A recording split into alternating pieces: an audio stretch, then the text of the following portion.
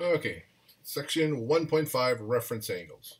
A reference angle for any angle theta is the positive acute angle made by the terminal side of angle theta and the x-axis.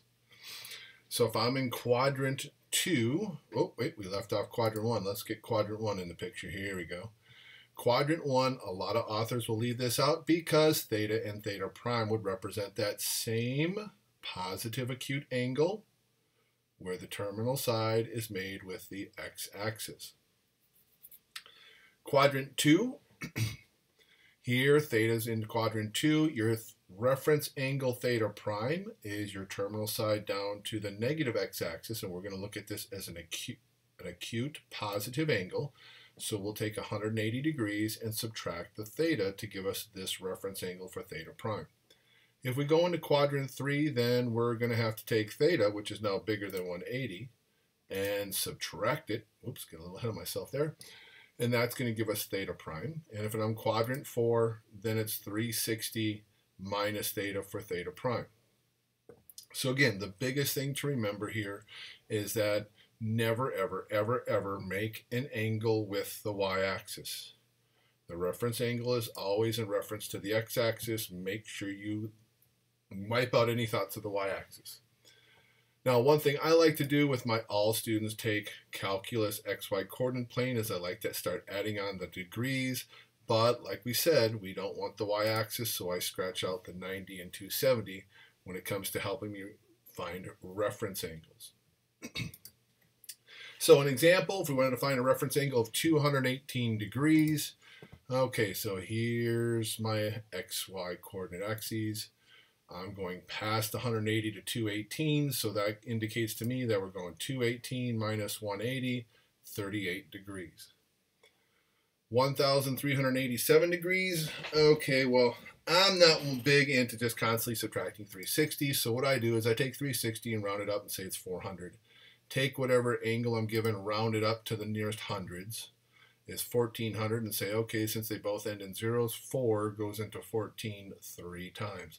This will get you to at least one revolution of that angle. So you either add 360 again or subtract 360. So 1367 minus 3 times 360, we're going to the calculator.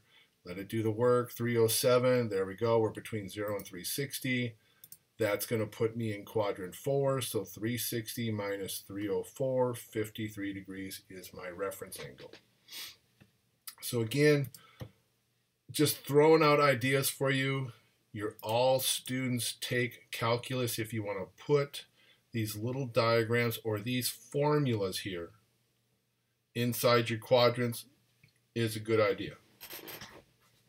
So the reason we're talking about reference angles is because now that you know all about right triangles and SOHCAHTOA, if you take your rules for your sines, all students take calculus, you can just find the reference angle built any old right triangle. You don't have to put it into the quadrant. I will do that because I like it, but you don't have to. And just use your sine rules from here to identify who is going to be your positive trig functions and who's going to be my negatives.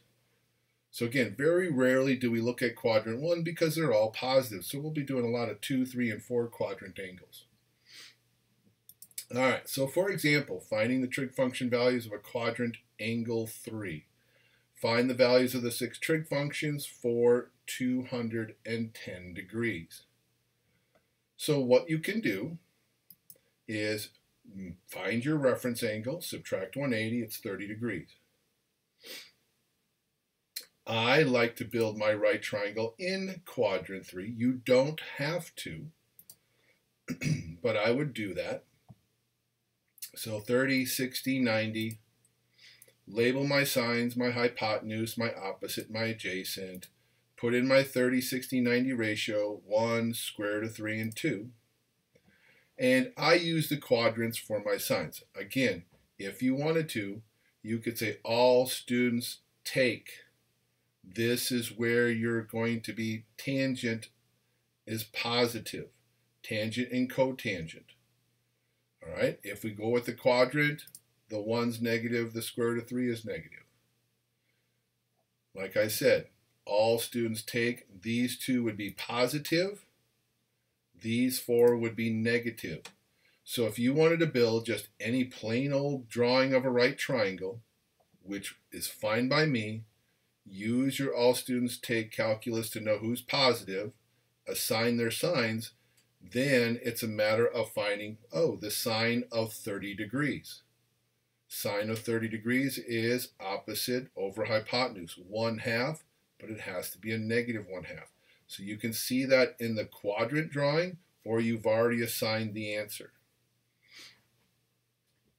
Cosine of 210 would be the same thing as cosine of 30 degrees, adjacent over hypotenuse. Negative square root of 3 over 2. Tangent of 210 would be the same as tangent of 30. This is a positive answer. So here, imagine you had your 30, 60, 90 right triangle. You don't have any signs. You just go, oh, opposite over adjacent, 1 over the square root of 3. Rationalize it to square root of 3 over 3.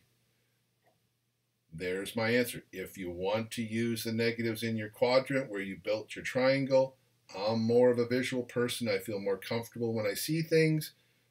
Then I see that, cancel it, makes it positive.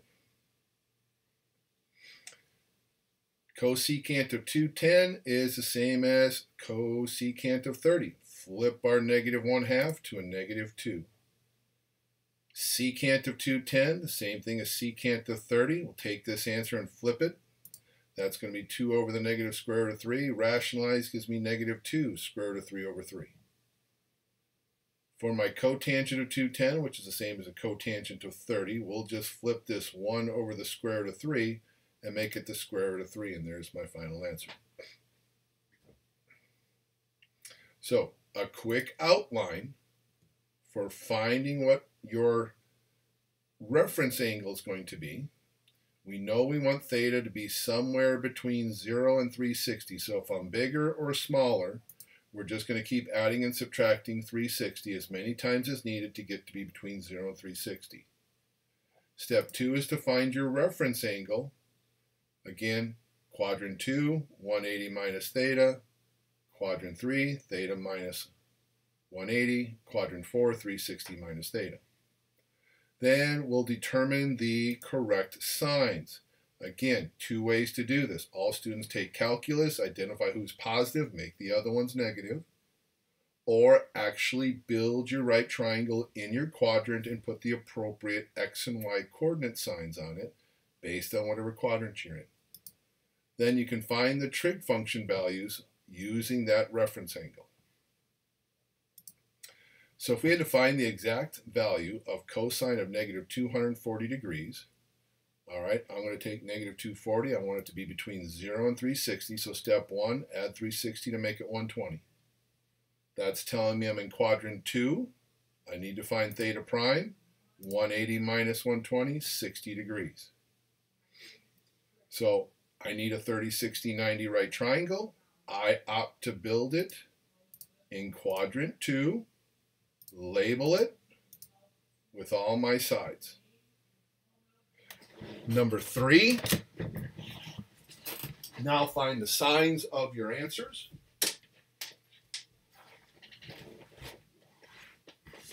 So we can either put the signs over here because one is a negative x, positive y, there's my signs. And then we'll go find the cosine of that 60-degree reference angle. Adjacent over hypotenuse, negative 1/2, and that's what the cosine of negative 240 degrees will be. Find the exact value of tangent of 675. We're obviously bigger than 360, so we're going to have to subtract 360, gives me the 315. Subtract 315 from 360 to find my theta prime reference angle. It's 45 degrees. Kind of had a good idea that's what was going to happen because it ends in a 5. And if we're looking for exact values, it's got to be our 30, 60, 90 or 45, 90 triangle. So I'm going to build a 45-degree reference angle over here in quadrant 4. Label my signs, hypotenuse, opposite, adjacent, 1, 1, square root of 2. We'll get those all labeled in there. And then we'll put on our signs based on the quadrant. I'm in quadrant 4, so my y-coordinate has to be negative. So the tangent of 65 degrees is the same as saying the tangent of 45. Negative 1 over 1, which is negative 1. Find the exact value of cosecant of negative 150. It's ending at 0, so I'm thinking 30, 60, 90 right triangle. So I'm going to add 360 to that to get me a positive angle 210. That's putting me in quadrant 3. So 210 minus 180 is a 30-degree reference angle. So quadrant 3, build a 30-degree reference angle here. Let's make a 60-degree angle here. There's my right triangle. Label everything referencing 30, opposite, adjacent, hypotenuse. 1, square root of 3, 2. And then again, quadrant 3, for your signs, x-coordinate is negative, y-coordinate is negative. Then we find the cosecant of our theta prime. Well, again, cosecant is like the reciprocal of sine, so sine would be opposite over hypotenuse. Flip it, 2 over negative 1. So my answer is negative 2 for cosecant of negative 150 degrees. Another example that you might be having to work with is that they give you the ratio and they're asking us to find theta. So notice that the direction says find all values. That's plural. There's going to be more than one answer because remember, your trig functions are positive in 2 quadrants, negative in the other 2. So since I have a negative, all students take calculus, cosines negative in 2 and 3. So that's my quadrants I'm going to be working with. So now I got to find my reference angle. Again, square root of 2 is a reference that, hey, it's probably a 45-degree angle. So I go grab my 45, 45, 90 right triangle, and I want to build cosine adjacent over hypotenuse, 1 over the square root of 2. It's square root of 2 over 2 after I rationalize it. So yep, it's a 45-degree angle. So we need to build a 45-degree reference angle in quadrant 2. So that will be 180 minus the 45. That's 135 degrees. Then take your reference angle of 45 degrees. We'll put it in quadrant 3. Then 180 plus the 45 degrees gives me 225. And there's my 2 answers. Part B, find all values of theta. Again, multiple answers. Theta is in the interval from 0 to 360, 1 revolution around our xy coordinate plane. Tangent of theta is equal to the square root of 3. So again, I'm thinking a 30, 60, 90 right triangle. So let's go find out where tangent is positive, 1 and 3. So we're looking at quadrants 1 and 3. Now when you find your reference angle, you'll automatically find the quadrant 1 angle.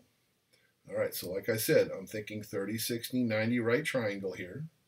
So draw my triangle. I need radical 3 over 1 opposite of square root of 3. Okay, that's 60 degrees. Opposite over adjacent. We're looking at a 60-degree angle. So that's my theta prime, which is going to be in quadrant 1 the same as theta.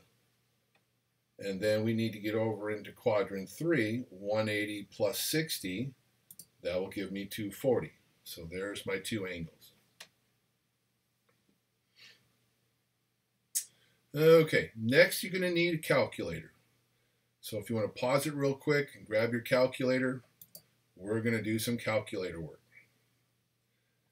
Now, most calculators, you want to make sure that you are in degrees, not what we call radians. That's another unit of measure for angles. All right, if you're using a scientific calculator, then you want to use this little trick. Type in the sine of 90 and make sure that it's equal to 1. If it's not equal to 1, you're in radian mode. We need to change that. We want to be in degree mode. So I'm going to look at the TI-84 and give you screenshots of my TI-84 calculator. And this is true for the 83 as well. But on the 84s, they're really nice because at the very top, they give you a list and they tell you what mode we're in. So right now, my calculator's in the radian mode. So I'm going to click the mode button, move my cursor down until it's on top of the word degree. Once it's there, it's going to be flashing on that word. I press enter and then it's going to be highlighted. And what happens then is once you have that entered, now the word radian at the top of the screen will change to degree. Hit second mode to go back to the home screen, and now we're ready to make our approximations of these non-special angles. Tradition has it that you round to 4 decimal places. So if they don't tell you, it's usually 4 decimals for these approximations. If they tell you otherwise, round accordingly. All right, so let's use our calculator to find some values. Sine of 49 degrees, 12 minutes. On my calculator, there's a sine button. I can type it in this way. I'm not a fan of that because I don't like going to the 2 windows to put in those entries. So here I would go 49 plus 12 divided by 60.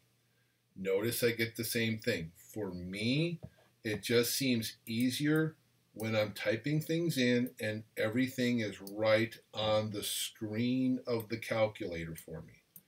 I really prefer that. Okay, so again, if I bring my calculator here into play, just to show you what I'm talking about, all these numbers are in face values. To get to the degree and the minute, you have to hit second angle to get these special little notations. And on top of that, if you had to go to seconds, then you have to hit alpha, the plus sign right there, to get the double tick marks. So again, let's pretend we put, if there was seconds on here, I would go, let me get out of there, sine, there's my sine, cosine, tangent. I go 49 plus the 12 divided by 60 plus, I'll just put a 0 here, but whatever seconds they give us, divide it by 60 squared. And I entered in the calculator to find my decimal value. All right, so again, rounded to 4 decimal place values. 1, 2, 3, 4, the 9. Okay, that's 4. The 5th decimal place 9 is going to round up that 69 to a 70. Make sure you have the 0 on there. In Pearson, if you put in 0.757 and you don't put a 4th digit, then the program thinks you rounded to 3 decimal places and they counted it wrong, especially if they ask for 4. So make sure we put the 0 in there. Secant of 97.977, we don't have a secant button on your calculator. Oop, it shrunk. We only have sine, cosine, and tangent. Okay. So what we're going to do here is use your reciprocal identity, that secant theta is equal to 1 over cosine theta. And what we're going to do is just plug in the degrees for that theta right there. And then we can go to our calculator. Now, if you like the fraction command, which is kind of nice in the graphing calculator, again, if you're kind of new to it, again, that would be alpha y equals to get to the fraction, and you can put the 1 on the top and your cosine on the bottom. If you just want to type what's on the face of your calculator, there's nothing wrong with going 1 divided by cosine 97.977. Close up the parentheses, still get the same answer. Next, 1 over cotangent. We don't have a cotangent button. So again, we need our reciprocal identity. So 1 over cotangent theta is the same as tangent theta. Again, take the degrees, put that in for theta for tangent, and we'll go type it into the calculator to get our answer. 1, 2, 3, 4. 4 will not round up to 9, so there's our answer. For D, sine of a negative 246 degrees, just type it straight in. you'll get your answer. If you have to have it as a positive, if you want to add that together, you're more than welcome, but it's not necessary. The calculator will still give us the correct answer. All right, so again, make sure you're in the degree mode. We won't be talking radians here for a couple more lessons yet. All right, now working the calculator backwards. Now we're going to find the angle, and what you're going to notice on the top of your buttons for sine, cosine, and tangent. Come on, calculator, adjust. There we go. You have inverse sine, sine to the -1, sine to the -1, or excuse me, cosine -1, tangent -1. Those are not exponents. They're just in the exponent position. If you remember your college algebra, when we had that f with the little -1 of x, that was the inverse of f of x. That's the function that would literally undo f of x. So this is going to work everything backwards. So now you take the ratio value, put it into an inverse trig function, and it gives us the angle back, and it will be in degrees. Now, some of these are straightforward. All right, so to show you the algebra behind this, as we want to find these between 0 and 90, again, these traditionally round to 3 decimal places, but will round to wherever. The algebra for this is as follows. Since sine is technically a function, I'm going to take the inverse sine of both sides. For example, if you had x cubed equaled 27, you would take the cube root of both sides to undo the cubing. Okay, well, to undo the sine, you do the inverse sine. That gives you just the theta because those will cancel out. We go to our calculator, enter every single value. We rounded it to 3 decimal places, 0.399. One more 9 is going to bump this all the way up to 0.400. Now B, this is a special one. Asterisk this one. This is the ones where secant, cosecant, and cotangent, we don't have those buttons. So we have to work these out a little bit more in a special manner. You need to use your reciprocal identities.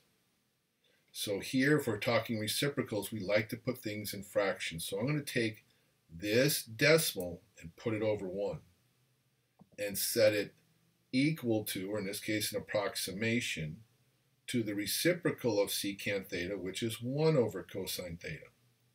Now I can't enter this into the calculator right now until I can put cosine theta up in the numerator. So one of your properties of proportions is that you can flip both fractions. Now I space this out because again I want to show you the algebra. We're going to take the inverse cosine of both sides. This cancels all out. That's going to leave us our theta. This is our calculator entry. Again, you can type this in as a fraction, or you can go 1 divided by 1.054589. So here my angle is 18.5147. 7 rounds the 4 up to a 5 degrees. Okay, more practice with the calculator. Cotangent, doesn't matter what we have here for an angle measure. We're going to have to go to reciprocal. So cotangent of theta is 1 over tangent theta. We plug in the angle, and now we're ready for the calculator. So again, I typed it 2 different ways. I don't like this technique. I think it's time-consuming. Here it is. All these buttons are on the face of the calculator, and I can just type that in faster than trying to hit the seconds and the alphas. You still get the same answer. So 1.0644, rounding it to 4 decimal places. Cosecant, get its reciprocal, 1 over sine theta. There's my theta, put it in. 1 over sine of -432. Again, we can put this in as a fraction or 1 divided by. Final answer, -1.051466. We'll round the 4 up to a 5. Number 3, oops, wait a minute. We're looking for theta now. So now we want the inverse trig functions. So now we really don't need to say inverse cosine and cancel everything out. If you see cosine theta, then it's like, let's take cosine and move it to the other side as its inverse. We go to the calculator, type it in, we get our answer. So this one, they might say round to the nearest degree, and it'd be 25 degrees. Cotangent theta, oh, here's one of those special cases. All right, we have to use our reciprocal identity, so take your decimal answer and put it over a 1. Cotangent of theta is 1 over tangent theta.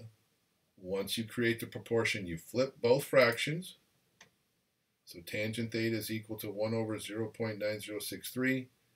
Inverse tangent, to get the theta, we go to our calculator and type it in.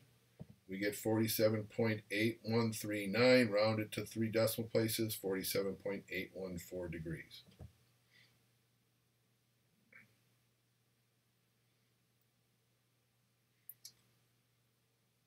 Number 5, cosecant theta is 1.1034. Again, we need reciprocals, so put this decimal over a 1. Cosecant theta is 1 over sine theta. Flip them. Inverse sine of that fraction. We go to the calculator, we get 64.9975. Okay, let's just call it 65 degrees. Again, this one might be rounded to the nearest whole degree.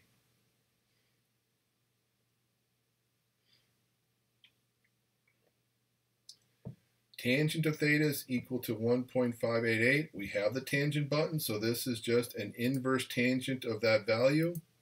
Go to the calculator, 57.8 degrees. Now, real quickly here, if you feel a little unsure of how you're entering everything into the calculator, here's a nice little trick for you. So let me clear this out so I can show everything, and then I'll clear this out so you can see the buttons that I push.